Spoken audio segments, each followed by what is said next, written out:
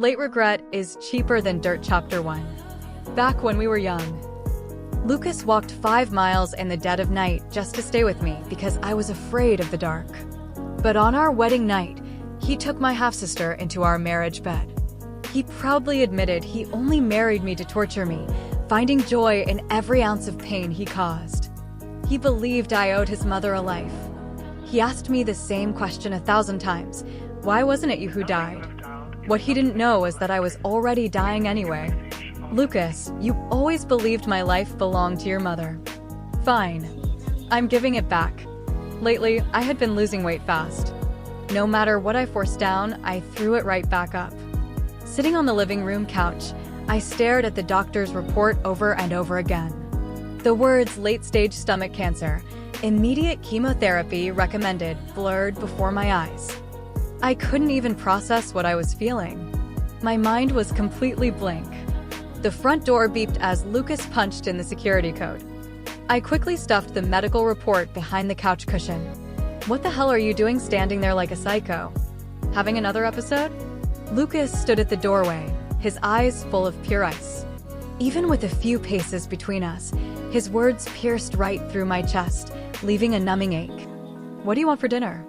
I forced a tight, pleasing smile and rolled up my sleeves to head into the kitchen, desperately trying to avoid another endless fight. I figured if I just didn't look at him, his hateful glare wouldn't sting as much. After 6 years, my heart was already so shattered it couldn't be fixed anyway. I'm not eating. I just came to grab some files. I'm staying with Chloe tonight, so don't wait up. He paused for a split second, then resumed his cold, demanding tone. Also, make sure you drop off 3 meals a day to Chloe's hospital room from now on. Don't be late. She gets hungry. He stared at me, waiting for a submissive nod. My ears buzzed. I stood frozen, completely numb. Lately, my brain had been slow to process things. Yesterday, my half-sister had a massive screaming match with me, triggered her heart condition, and got herself hospitalized. Right now, the last thing I wanted was to see her face. Seeing my silence, a bitter smirk crept onto my face. Lucas's glare darkened. Don't give me that attitude. I'm giving you a chance to redeem yourself for your sins. He grabbed his files and slammed the door shut. As the echo died down, the smile vanished from my face. I wasn't mocking him. I was laughing at myself. I was laughing because even on the brink of death, I was still clinging to old, warm memories, wishing we could leave each other with a shred of kindness. Too bad the guy had completely forgotten the past. He just wanted me dead. Chapter 2. Chloe was my half-sister from my blended family. After our parents died in a car crash on their way to pick me up, I worked multiple jobs while finishing school just to support her. Yet, she hated my guts. Lucas was my husband. We started dating during my freshman year of college almost 10 years ago. 6 years ago, Lucas' mother drowned while saving me. Chloe was the only one who noticed something was wrong back then. She dove in to save Lucas' mother, but it was too late. From that day on, Lucas, who grew up in a single-parent home, lost his only anchor. And he began to hate me with every fiber of his being. Honestly, I couldn't blame him. He hated me so much that he dragged me to the courthouse to get married on the exact anniversary of his mother's death, vowing to torture me for the rest of my life as penance. He hated me so much that on our wedding night, he locked me out of the master bedroom and brought my own sister into our bed. For the past 6 years, I obeyed his every command, taking every blow silently. But my submission didn't bring forgiveness. It only made his revenge more brutal. Snapping out of the memory, I looked down at the crumpled diagnosis in my hand. The doctor said that with palliative care, I had about 3 months left. With chemo, maybe a year, 2 or 3. Forget it, I whispered. 3 months is plenty.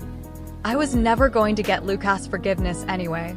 What difference did 3 months or 3 years make? Besides, I didn't want his forgiveness anymore. For the remaining 3 months, I wanted to live for myself. Ever since that day 6 years ago, I hadn't traveled anywhere. My body and my soul had been trapped in this tiny, miserable cage. I wanted to see the Arctic snow, Back in college, Lucas promised we would go to the Arctic for our graduation trip. Guess that wasn't happening now. That's fine. I'll go alone. Chapter 3. I had a lawyer draw up a divorce agreement stating that I would leave with absolutely nothing. I sat on the couch waiting for Lucas all night, but he never came back. I didn't want to waste any more time. I didn't have any left. I signed the papers, left them on the couch, packed a small bag, and walked out of the house. I had $15,000 left in my bank account. It was enough to survive. The moment my flight landed in the Arctic and I turned my phone back on, Lucas's texts and missed calls blew up my screen. Seeing that I wasn't replying, he went completely ballistic. Playing the runaway wife card again? Get your ass back here right now. Divorce? Don't even dream about it. As the hours passed without a response, his tone turned frantic. If you don't get back here right now, don't ever come back. Your sister's heart condition flared up again. Are you trying to kill her? You heartless bitch. Get back here and get on your knees to apologize to Chloe. I knew Chloe had a weak heart, but I didn't believe it was always my fault. More importantly, I knew Lucas would take perfect care of her. He would never let anything happen to Chloe. Chapter 4. I ignored the messages, threw my phone into my backpack, and walked toward the hostel I booked. The owner of the hostel was a young guy from my home country, full of energy like a recent college grad. After talking to him for a bit, I found out he actually went to the same university as me, just 2 years below. Small world. I guess I'm lucky to meet an alumnus at the end of my road, I said, looking at Leo with a genuine smile. Leo blushed a bit, murmuring, "Senior, you look so beautiful when you smile. You look like a completely different person." I froze. Lucas used to say that to me all the time. He used to say he loved my carefree smile because it made all his troubles disappear. He said my smile made life worth living. But since the accident, I forgot how to smile. I completely lost the ability. "Senior, here is your room. Let me know if you need anything." Leo's voice brought me back to reality. "Thank you," I said politely, and Leo walked away. I sat on the bed and started unpacking. There wasn't much to sort through. I hadn't bought new clothes in years. Everything I owned was black, white, or gray. Lucas told me I didn't deserve to wear bright colors, yet he bought piles of vibrant dresses for Chloe. I reached down to the very bottom of my suitcase and pulled out a pink dress. It was my favorite piece of clothing. After Lucas' mother died, he shredded every colorful piece of clothing I owned. Only this dress survived because it happened to be at the dry cleaners. Lucas gave it to me for my 22nd birthday. It was the exact day he proposed to me. This dress witnessed the happiest moment of my life. And no matter how hard things got, I couldn't bring myself to throw it away. So I hid it at the bottom of my closet for 6 long years. I kept waiting for the day Lucas would forgive me so I could wear it again. Guess that day was never coming. Since the Arctic was freezing, I decided to bring it along anyway. Back then, he said he would cherish me forever. He said on our wedding day, he would be the happiest man alive. Now, screw it. Before leaving the house, I cleared out everything that belonged to me. I didn't want someone else tossing my stuff in the trash after I died. He'd probably find it disgusting anyway. This was the last decent thing I could do for him. Chapter 5. By the time I finished unpacking, it was getting dark. I put on a heavy coat and went downstairs to walk around. My sister's call came through. I picked up. "Sis, where are you?" "I'm in the hospital. Can you come see me?" "Lucas is here too." Chloe's voice sounded hesitant. I could tell she didn't actually want me there. Whether she called because she suddenly missed me or because Lucas forced her to, I didn't care anymore. None of it mattered. "Chloe, I'm out of town for business. I'll come see you when I have time. Just listen to the doctors." I hung up before she could reply. In my final days, I refused to wear a mask and play along with a toxic family dynamic built on lies and manipulation. A second later, Lucas called. I declined it immediately and blocked his number. What else was there to say? Everything that needed to be said had been dragged out over the last 6 years. Who was right? Who was wrong? who betrayed, whom I just didn't have the energy to care anymore. Stuffing the phone into my pocket, I pulled my collar tight. The Arctic air was brutal. I buried my chin deep into my coat like a scared bird. "Hey, senior." Leo walked up to me, his smile bright and warm. "Good evening." I tried to smile back, but a sudden, sharp pain ripped through my stomach. The next second, the world went completely black. Chapter 6. When I woke up, I was lying in a hospital room filled with the sharp smell of disinfectant. And 4 drip was hooked to my arm. Seeing me open my eyes, the nurse gently told me to rest. I smiled bitterly to myself. I guess this was what they called end-of-life care. Even the nurses seemed nicer now. Leo walked in carrying a warm bowl of porridge, setting it gently on the nightstand. His voice was light. "Senior, you're awake? The doctor said you've been running yourself ragged and your immune system is totally shot. That's why your stomach flared up. You need rest. Here, have some warm porridge." He adjusted the bed to prop me up and carefully handed me the plastic bowl. At that moment, the kindness of a stranger almost moved me to tears. Late-stage stomach cancer was a monster, but it brought out pure, unconditional kindness from the people around me. Sometimes, a gentle lie holds a lot of love. Seeing me stare down in silence, Leo whispered anxiously, "Senior?" I snapped out of it and took the bowl. The temperature was perfect, not too hot, but it warmed me inside out. Once the 4-bag drained, I immediately started packing to leave. Leo panicked. "Senior, you need to stay a few more days." He wasn't a good liar, and he was stressing out trying to think of an excuse to keep me there. I couldn't help but chuckle. I didn't want to make him sweat anymore, so I just dropped the truth. "It's late-stage stomach cancer." I know. My voice was quiet, completely empty of drama. But it hit Leo hard. His eyes turned red instantly. He mumbled something I couldn't catch. I grabbed my things and urged him to handle the discharge papers. Instead, he stood firmly in the doorway, his tall frame completely blocking my exit. I looked up at him, silent, a helpless smile on my face like looking at a stubborn kid. "Senior, you're so bright and sweet when you smile. How could the universe do this to you? It's not fair," he finally choked out, his eyes bloodshot. My heart flinched. Yeah, my whole life, no matter how bad things got, I fought like hell to climb out of the dirt. I refused to accept defeat. But now, it looked like I didn't have a choice. Chapter 7. Leo couldn't beat my stubbornness and finally processed the discharge papers. A 6'3" guy was moping right behind me, his eyes visibly rimmed with red. I couldn't bear to see him like that, so I sighed, turned around, and teased him. "Stop crying. Save those tears for my funeral, okay?" Leo looked like a cat that just got its tail stepped on. "Senior, how can you say that about yourself? Knock on wood right now." Seeing my blank face, he snapped again, "Knock on wood." I laughed at his childishness and played along. "Fine, fine. Knock on wood." Satisfied? Only then did he let it go. Back at the hostel, I sat in the lobby and started mapping out my trip to the Arctic Circle. I had been here for 2 days, and so far I had only breathed in hospital disinfectant. I hadn't even felt the Arctic wind yet. Seeing me taking notes, Leo snatched the pen out of my hand. "Senior, whenever you want to go, it'll take you. Why waste time making a guide? I am your walking Arctic map." He raised his eyebrows proudly. His confidence made me burst into a hearty laugh.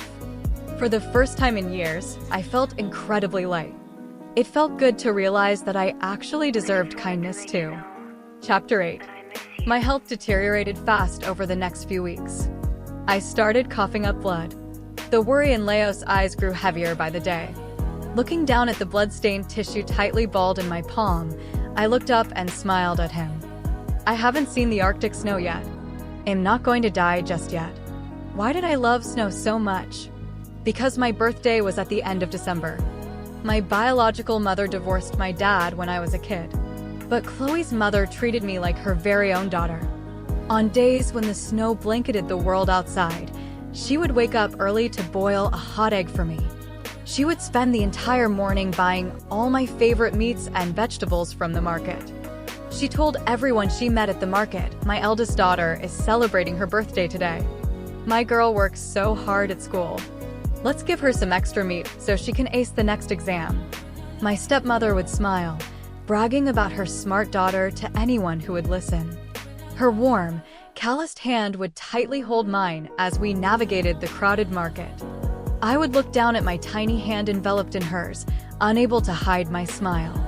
But then, she died right when I was taking my high school entrance exams. That summer was suffocatingly hot and sticky.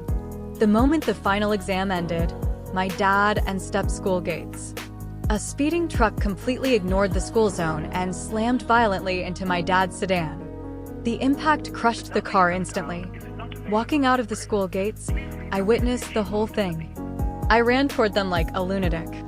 My legs gave out, and I collapsed onto the hot asphalt, screaming for my dad. But my dad was already gone. His head slumped over the steering wheel, completely unresponsive.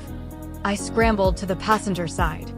My stepmother's head had smashed against the window, blood pouring out continuously. My hands shook violently as I reached through the broken window, shaking her shoulder. "Mom, Mom, wake up. Please. Mom, don't scare me." I broke down, sobbing hysterically. Suddenly, a blood-stained hand reached up and touched my face. "Sweetie, don't cry." I grabbed her hand tightly, trying my best to choke back the sobs.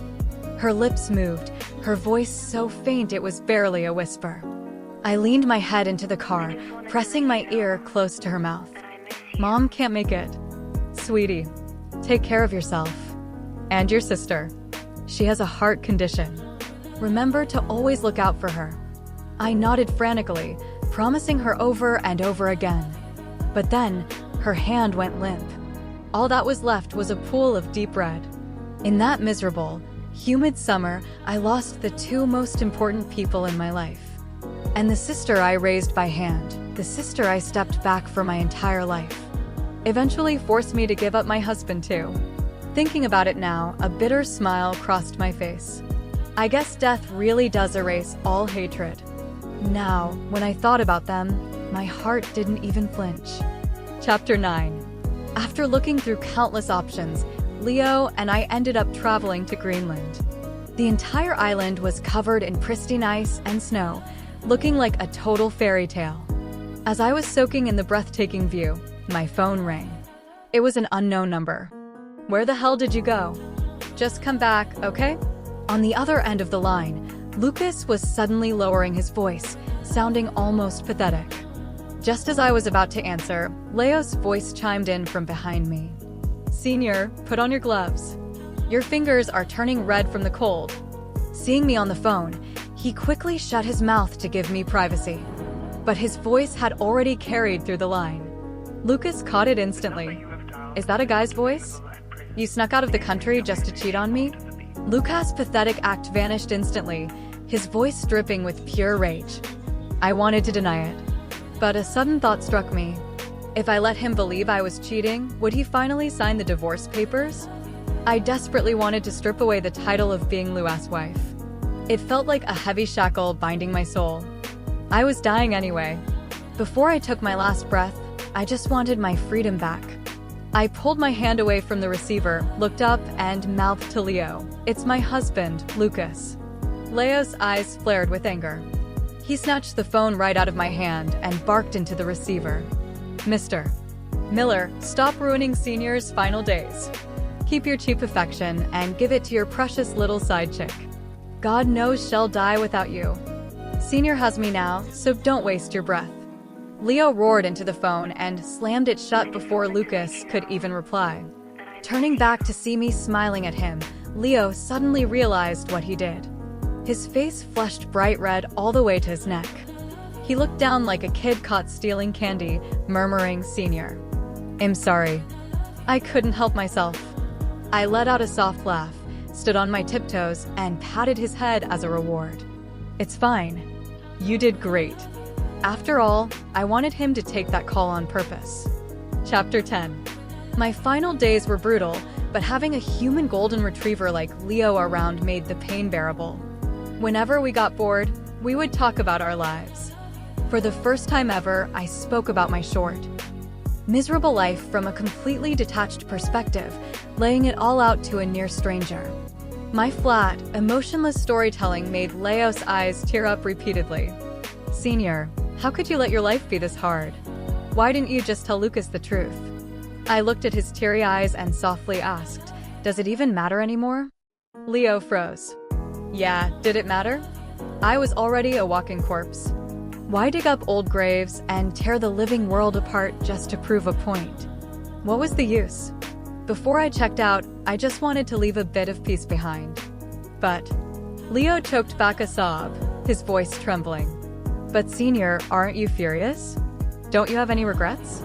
This time, I was the one who froze. Furious? Regrets? Of course I did.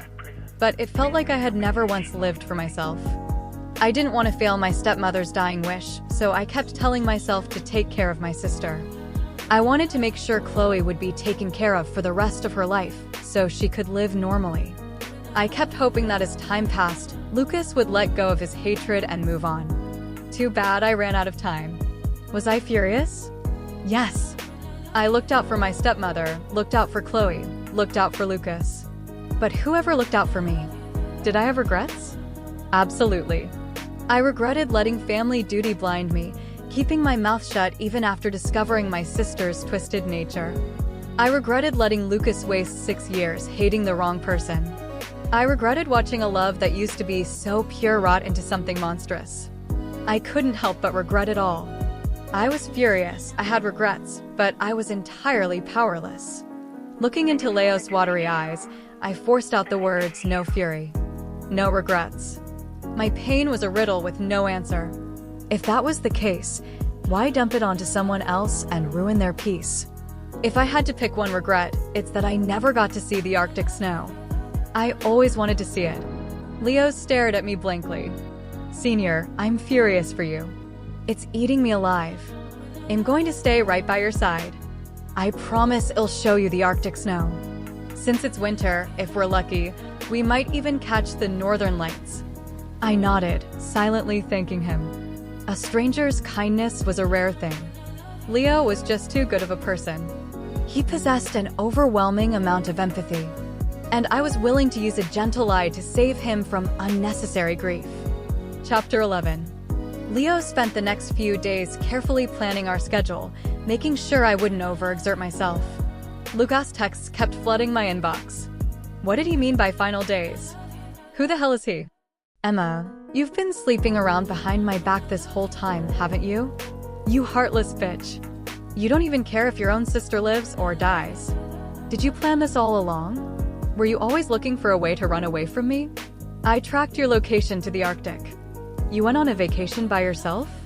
How do you even have the nerve? Your sister is literally dying in a hospital bed, and you're out taking photos in the snow? Why don't you just go die instead?" The venomous accusations filled my screen, coming one after another without a pause. It was exhausting to look at. Seeing that I wasn't typing back, he started calling continuously. "Where exactly are you right now? I'll sign the divorce papers. Just let me see you one last time, okay? Emma, stop throwing a tantrum. Why can't anyone reach you? I just want to make sure you're alive. Once I know you're safe, I'll sign them, okay?"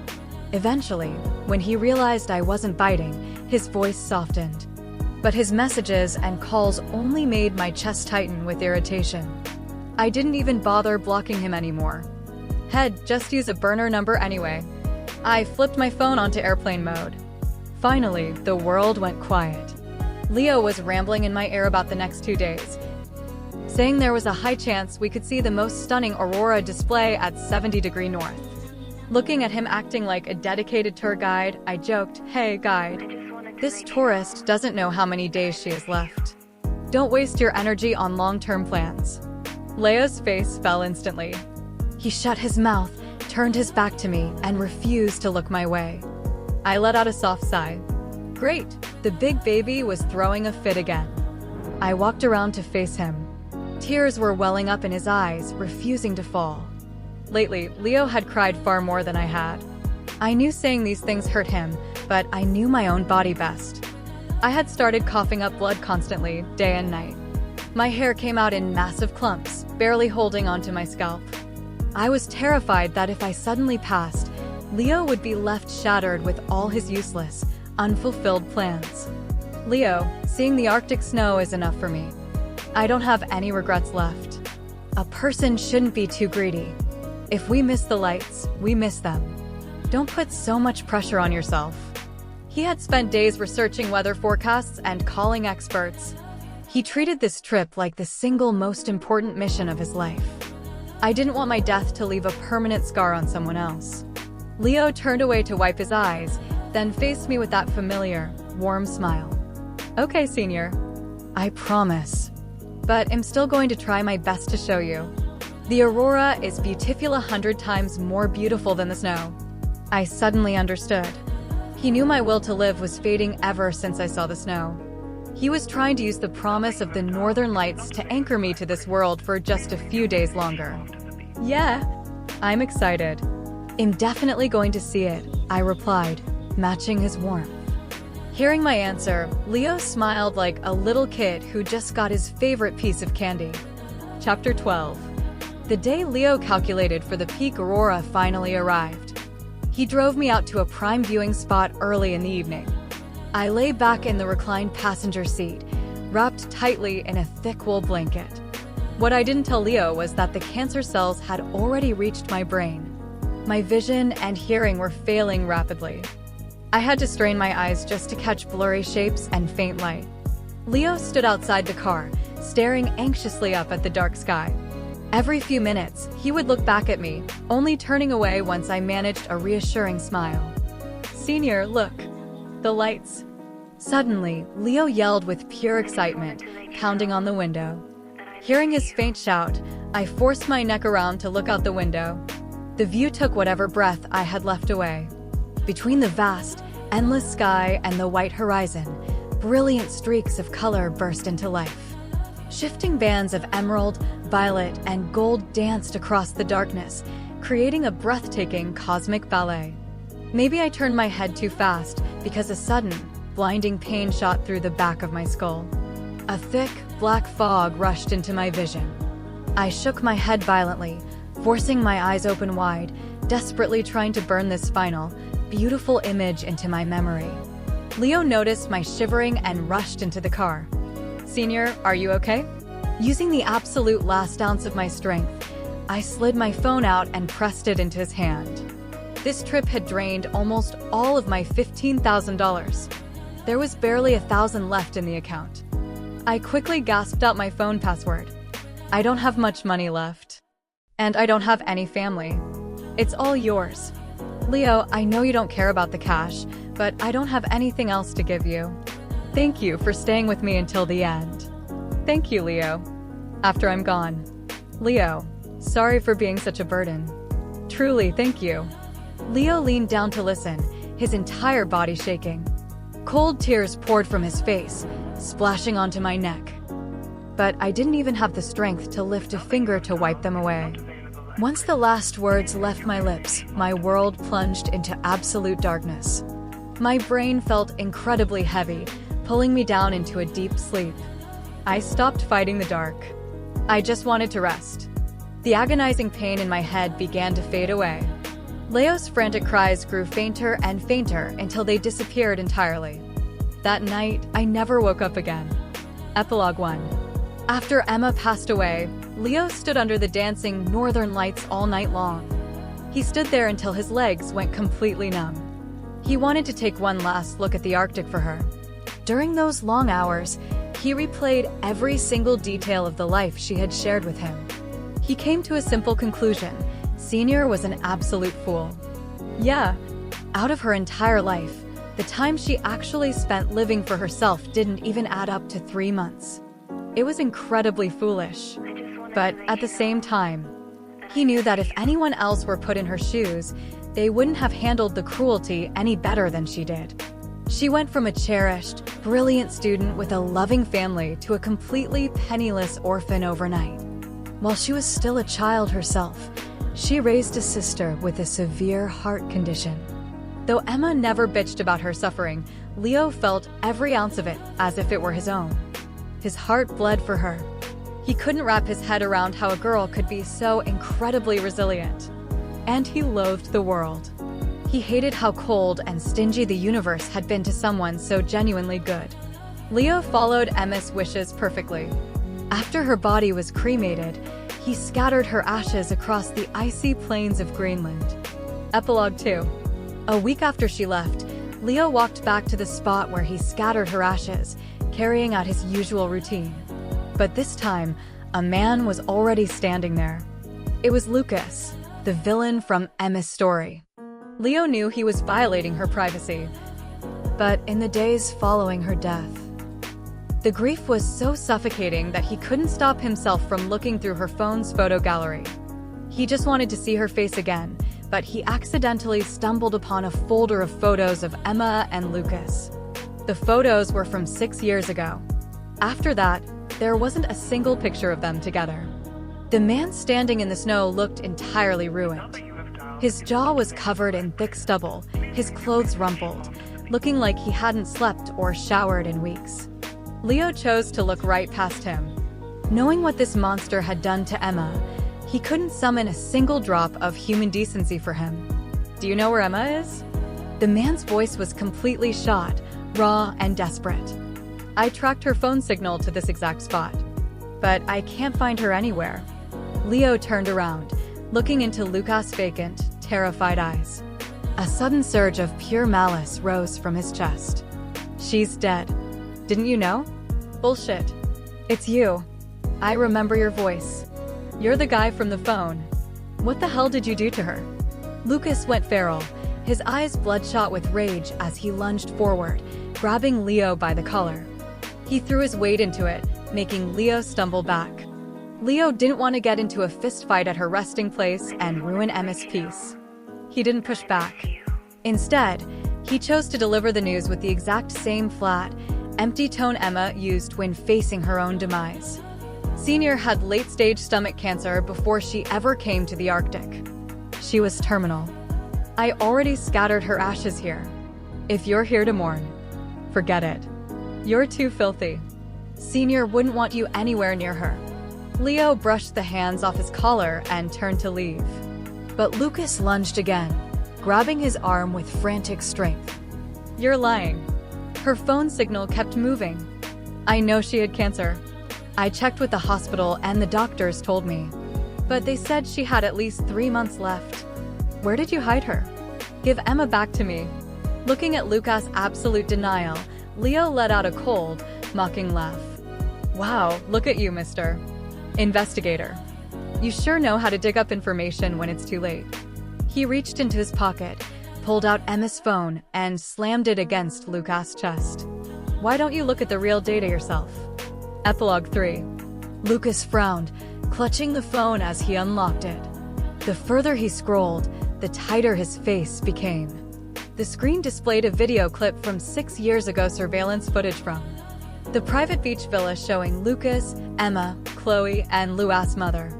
The footage showed that after Lucas left the property, Chloe dragged Emma down to the water, playfully pulling her deeper and deeper until they reached the drop-off zone. While Emma was struggling to stay afloat, Chloe seamlessly swam back to the shore, walked up to Luas' mother, and pointed out toward the water saying something. Without a single second of hesitation, Lucas' mother dove into the water to save Emma, while Chloe just stood on the dry sand, watching the whole thing without moving a muscle. The next clip was a recording of a massive fight between Emma and Chloe inside the villa. Emma discovered what happened and threatened to expose the truth, but Chloe fell to her knees, screaming hysterically. "Emma, if it wasn't for you, my mom would still be alive. You owe me this. Go ahead and tell him. Tell him I'm the one who caused it. Tell him I killed his mother. We're both monsters, so why am I the only one taking the blame?" Seeing Emma freeze, Chloe grabbed her leg like a lifeline. "Sis, you promised Mom you would always look out for me. Sis, he loves you so much, he won't actually hurt you. Sis." In the video, Emma stood in absolute silence. She must have wrestled with a lifetime of guilt in that single moment. Finally, she knelt down and wiped the tears from Chloe's face. The truth was out. There was no accidental drowning. It was a calculated trap. The image Lucas remembered the sight of Chloe desperately swimming toward his mother was nothing more than a panicked attempt at damage control once she realized his mother was having a fatal asthma attack in the water. All this time, he genuinely believed Chloe was the savior. Whether Chloe's initial stunt was a childish prank or a deliberate attempt to drown her sister, only she knew. But in the end, she got exactly what she wanted. She got the man she coveted, and she ensured her sister's life was a living hell. She must have despised Emma fiercely. She hated that out of the two of them, she was the one cursed with a bad heart. She hated that her sister ruined their original family dynamic yet still managed to land a beautiful romance. Hated it so much it blinded her. She couldn't see how hard Emma worked to raise her. She couldn't see that Emma gave up her own happiness just to keep a deathbed promise. She just wanted to tear her down. The video finished playing, leaving the screen stuck on the image of the ambulance driving away, while Emma was left standing alone, completely abandoned by everyone. Lucas stared at the frozen screen, his mind shattering into pieces. How was he supposed to live with the fact that he spent 6 years hating the only person who loved him? How was he supposed to forgive himself for the systematic, brutal torture he inflicted on an innocent girl? The timestamp on the file showed that Emma received this video on the exact day Chloe had her heart flare up. Every single bit of her silence and coldness finally made sense. His hatred had no ground left to stand on. It vanished, leaving him entirely hollow. What had he screamed at her that day? Why wasn't it you who got the heart condition? Why wasn't it you who died? The one who should be dead is you. Recalling his own words, Lucas felt a pain so violent he could barely breathe. Every breath of the freezing Arctic air felt like a jagged blade slicing through his lungs, carving his memories into a bloody, mangled mess. It was an unbearable, suffocating agony. Epilogue 4. Leo watched the man break down, snatched the phone out of his trembling hands, and walked away without looking back. Spending another second around this garbage human felt like a waste of life. Late regret is cheaper than dirt. Lucas dropped to his knees on the frozen plains of Greenland. He stayed there for a day and a night. 2 days and 2 nights. 3 days and 3 nights. Leo never bothered to check on him again. Sometime later, Leo heard a couple of tourists talking in the hostel lobby about their trip to see the aurora. They mentioned that the local authorities had recovered a frozen corpse from the ice sheets of a foreign man who arrived a few weeks ago. The tourists sighed, offering cheap pity for the tragedy. Leo just raised his eyebrows slightly and kept going about his day. Who cared? Nobody. Because the only person who would have actually cared was already gone.